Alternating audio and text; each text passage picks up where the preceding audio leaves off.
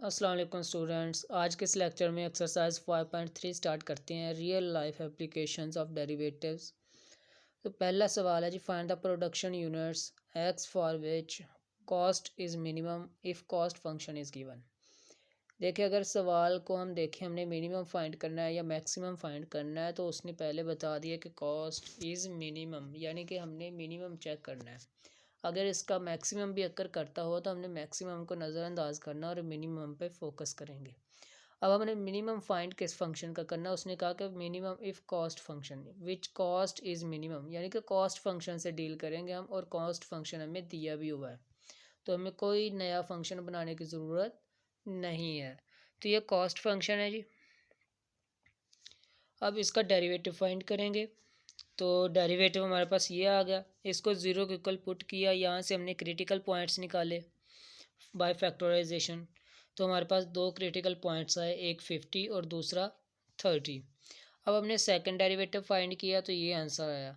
अब हमने पहले 50 पुट किया इस आंसर में, सेकंड डेरिवेटिव में हमारे पास आंसर आ रहा है जी ग्रेटर दैन ज़ीरो, यानी कि इस पॉइंट पे मिनिमम एग्जिस्ट करता है। अब दूसरा पॉइंट चेक कर लेते हैं जी, एक्स इक्वल 30 के लिए। तो एक्स इक्वल 30 हमने पुट नहीं, आप चेक कर लीजिएगा जब आप इधर पुट करेंगे 30, तो 6 × 30 होता है 180, 180 माइनस 240 तो आएगा -60, और वहाँ पर मैक्सिमम अक्कर करेगा तो वो हमें नहीं चाहिए। तो हमारे पास जो मिनिमम यूनिट्स आए वो आए 50। ठीक है जी। अब आप इस पर अगर मिनिमम यूनिट्स 50 हैं तो इनकी मिनिमम प्राइस भी आप निकाल सकते हैं। अगर निकालना चाहें तो वो आप इस फंक्शन में 50 पुट कर दें। अगर आप 50 यूनिट्स एक साथ बेचेंगे तो उनकी जो कॉस्ट होगी दूसरे लोगों के लिए, वो यहाँ से आंसर आ जाएगा। Find the production units x for which cost is minimum. यहाँ पर भी कॉस्ट फंक्शन हमें दिया हुआ है और हमने कॉस्ट का ही मिनिमम फाइंड करना है। तो वही जैसे हमने पहला सवाल किया है, डेरिवेटिव फाइंड करें, यहाँ से क्रिटिकल पॉइंट निकालें। क्रिटिकल पॉइंट आया 800, एक ही मिला ना आपको, और दूसरा पॉइंट मिला 0। ठीक है, एक पॉइंट मिला 0, दूसरा मिला 800। तो x इक्वल 800 के लिए आप चेक करेंगे तो आपके पास यहाँ पर मिनिमम एग्जिस्ट करेगा, जबकि आप यहाँ पर 0 के लिए फाइंड करेंगे तो -800 आंसर आएगा और वहाँ पर मैक्सिमम अक्कर करेगा। ठीक है, तो वो आपको ज़रूरत ही नहीं है उसकी। जब 0 यूनिट प्रोड्यूस हो रहे हैं तो आप उसकी प्राइस मिनिमम कैसे रख सकते हैं, वहाँ पर मैक्सिमम प्राइस तो वो केस इनवैलिड हो जाता है। तो for 800 units the cost is minimum. Find out the output x that maximise. अब यहाँ पर मैक्सिमाइज आ गया तो मैक्सिमम की तरफ जाएंगे। प्रॉफिट फंक्शन से हमने डील करना है। इफ़ प्रॉफिट, यानी कि वो फंक्शन भी दिया हुआ है, प्रॉफिट फंक्शन भी दिया हुआ है जी। वही फंक्शन बचे आप लोगों को बनाने नहीं पड़ेगा। सिंपली आपने इसका फर्स्ट डेरिवेटिव, वहाँ से क्रिटिकल पॉइंट, फिर सेकंड डेरिवेटिव और उसमें क्रिटिकल पॉइंट पुट कर दें तो आपके पास आंसर आ जाएगा। ठीक है जी। क्वेश्चन नंबर 4 है जी, the profit at different levels of output x of Abdullah limited is given by. Profit function given है जी बच्चे आपको। What is the output at which profit will be maximum, यानी कि प्रॉफिट का ही हमने मैक्सिमम फाइंड करना है। तो वो प्रीवियस सवालात में हम करते आ रहे हैं, तो उसी तरह आपने इसका मैक्सिमम फाइंड करना है। What will be the maximum amount. अब वो मैक्सिमम अमाउंट जो आपके पास मैक्सिमम आएगा ना, उसका आपने जो आंसर आएगा वो आपने इस प्रॉफिट फंक्शन में पुट करना है। तो मैक्सिमम अमाउंट आपके पास प्रॉफिट का आ जाएगा, कितना होगा। तो ये सोल्यूशन है जी। डेरिवेटिव हमारे पास फर्स्ट डेरिवेटिव ये आया जी, वहाँ से क्रिटिकल पॉइंट 300 आया। फिर सेकंड डेरिवेटिव -4, तो -4 चूँकि लेस दैन 0 आएगा, हम चाहे 300 इसमें पुट कर भी लें तो फिर भी हमारे पास यहाँ पर मैक्सिमम है। अब ये 300 हमें चूँकि मैक्सिमम अमाउंट ऑफ प्रॉफिट चाहिए, तो हम वो 300 जो है ना, वो गिवन इक्वेशन नंबर 1 जो पहले सवाल में दी हुई है उसमें पुट करेंगे तो हमारे पास 1,83,000 मैक्सिमम प्रॉफिट आ जाएगा ऑन 300 यूनिट्स। ठीक है जी। अगर 400 यूनिट्स बिकते हैं तो उस पर ज़्यादा हो जाएगा। सॉक्स निटिंग कंपनी, यानी कि जुराबे बनाने वाली company, Interloop sells a special brand of socks at $1,000 per dozen. एक दर्जन पे $1,000, यानी कि स्पेशल ब्रांड ऑफ सॉक्स है जी। The cost function making x dozen in 1 day is given by, ये कॉस्ट फंक्शन गिवन है जी 1 दर्जन का। How many dozen socks should be produced and sold to earn maximum profit. लें जी maximum profit चाहिए हमें, तो प्रॉफिट फंक्शन से डील करेंगे। अब एक दिन में 1 दर्जन पे $1000 आता है जी। चलें जी बनाते हैं रिवेन्यू फंक्शन, पहले बनाते हैं। हमारे पास revenue for 1 dozen is $1, 2 dozen के लिए $2 हो जाएगा, तो रिवेन्यू फंक्शन आ गया हमारा $2000, तो रिवेन्यू फंक्शन ये आ गया। ठीक है जी, 1 दर्जन के लिए 1000, 2 के लिए 2000, 3 के लिए 3000, तो फिर एक्स दर्जन के लिए 1000 को एक्स से ज़रब दे दी। ये हमारे पास आ गया रिवेन्यू फंक्शन। अब प्रॉफिट फंक्शन हमें पता है कि प्रॉफिट फंक्शन होता है रिवेन्यू में से कॉस्ट फंक्शन निकाल देते हैं। We have to find maximum profit, then what is profit function, तो वो प्रॉफिट फंक्शन हमने फाइंड करना होता है पहले। अब रिवेन्यू फंक्शन ये था, कॉस्ट फंक्शन ये गिवन था, तो इसको सॉल्व किया तो हमारे पास ये प्रॉफिट फंक्शन आ गया जी। ठीक है जी, अब इसका डेरिवेटिव लेंगे आप लोग। डेरिवेटिव लिया तो ये आंसर है। यहाँ से आपने क्रिटिकल पॉइंट फाइंड करना है, वो आपके पास ये आ गया। अब सेकंड डेरिवेटिव लेंगे, सेकंड डेरिवेटिव ये आया, यहाँ पर आप क्रिटिकल पॉइंट पुट करेंगे तो इसका आंसर लेस देन 0 ही आएगा, क्योंकि माइनस में आ रहा है।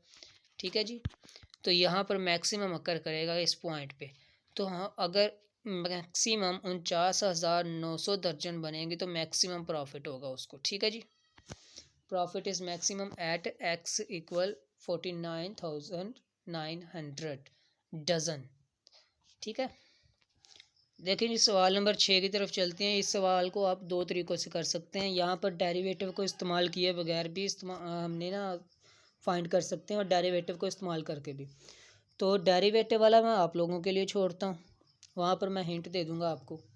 तो जो डेरिवेटिव के बिना है वो देखते हैं। देखें जी, पेरीमीटर में 16 दिया है, पेरीमीटर होता है तमाम साइड्स का सम। ठीक है जी, अब ट्राइंगल की कोई साइड तो गिवन है ही नहीं हमारे पास, ताकि हम दूसरी साइड्स का अंदाज़ा लगा सकते कि वो दूसरी साइड की लंबाई कितनी होगी। ठीक है ना, तो अब चूंकि तीनों साइड्स अननोन है, तो तीनों साइड्स अननोन के लिए केस ये होता है कि ट्राइंगल का जो एरिया होगा वो मैक्सिमम होगा अगर तीनों साइड्स इक्वल होंगी। ठीक है जी, अब तीनों साइड्स इक्वल हमने अज्यूम कर लिए, तो हमारे पास ए बी सी तीनों बराबर आ गए, तो हमने ए जमा ए लिखा, तो 3a 16 सेंटीमीटर और ये अप्रॉक्सीमेट 5.3 सेंटीमीटर आ गया। ठीक है जी, अब चूंकि ए का ये आंसर आया, तो बी चूंकि इसके इक्वल है, तो बी का भी यही आंसर आएगा, सी का भी यही आंसर आएगा। ठीक है, तो यहाँ तक हमारा ये सवाल कंप्लीट हो गया। अब बुक पे जो है वो एक का आंसर उन्होंने मेरे आई थिंक 6 सेंटीमीटर लिखा और बाकियों का 5 सेंटीमीटर, तो इसको उन्होंने किस हिसाब से राउंड ऑफ किया मुझे तो समझ नहीं आई। अगर इसको 6 लिखा तो दूसरों को क्यों नहीं 6 लिखा, अगर इसको 5 लिखा तो बाकियों को 5 क्यों नहीं लिखा। ठीक है, अब फार्मूला ये है जी, यहाँ पर एस आप इस तरह से फाइंड करेंगे, तीनों साइड्स का सम करके 2 पे डिवाइड कर देंगे और फिर एस की वैल्यू इधर रखेंगे। फिर जैसा कि इस ट्राइंगल की कोई साइड गिवन नहीं है, तो आपको तीनों साइड्स को इक्वल लेके चलना होगा। तो आपके पास ए बी सी इक्वल होंगे, आप तीनों की जगह पे ए भी लिख सकते हैं, बी भी लिख सकते हैं, सी भी लिख सकते हैं, यहाँ पर भी। फिर आप ये सारी वैल्यूज़ पुट करके इसका स्क्वायर रूट है, इसका आप एक फंक्शन बना सकते हैं ए की फॉर्म में, वो ज़रा लेंथी काम हो जाएगा। ठीक है जी, तो अगर आप इसको ट्राई करना चाहें तो वो आप ट्राई कर लें। Find the dimensions of a rectangle of largest area having perimeter 120 centimetre. यानी कि डायमेंशंस फाइंड करनी है हमने रेक्टेंगल की। रेक्टेंगल के 2 ही डायमेंशन होती हैं, लंबाई और चौड़ाई। इफ़ लार्जेस्ट एरिया यानी कि मैक्सिमम की बात हो रही है, हैविंग पेरीमीटर, पेरीमीटर गिवन है और एरिया फंक्शन हमने निकालना है। तो देखें जी, पेरीमीटर होता है 2 इंटू लेंथ प्लस ब्रेथ। ठीक है जी, और ब्रेथ की जगह पे आप विड्थ भी लिख सकते हैं, ये चौड़ाई होती है। अब पेरीमीटर गिवन भी है 120, तो इधर हम लिख देंगे 120। तो यहाँ से हमारे पास L प्लस डब्ल्यू आ गया जी 60 सेंटीमीटर, और यहाँ पर एक फंक्शन हमने L की शक्ल में निकाल लिया जी 60 माइनस डब्ल्यू। आप L और W की जगह पे X Y भी लिख सकते हैं, कोई प्रॉब्लम नहीं है। ठीक है, फंक्शन हमारा इन्हीं की शक्ल में आ गया, चूँकि हमने यही इस्तेमाल किए हैं तो इन्हीं की शक्ल में फंक्शन बनेगा। अब एरिया होता है जी लेंथ मल्टीप्लाई विड्थ होता है जी, तो लेंथ की जगह पे उसकी वैल्यू पुट कर दी 60 माइनस डब्ल्यू, और ये डब्ल्यू साथ मल्टीप्लाई, तो ये एक फ़ंक्शन बन गया एरिया की, एरिया का फंक्शन बन गया। ठीक है जी, हमें एरिया का मैक्सिमम चाहिए था तो हमने एरिया का फंक्शन पहले बना लिया। अब इसका डेरिवेटिव निकालेंगे। डेरिवेटिव लिया, इससे हमने क्रिटिकल पॉइंट लिया, क्रिटिकल पॉइंट फिर हमने डबल डेरिवेटिव लिया, उसमें क्रिटिकल पॉइंट पुट किया, लेस देन ज़ीरो आया तो यहाँ पर मैक्सिमम अक्कर करेगा।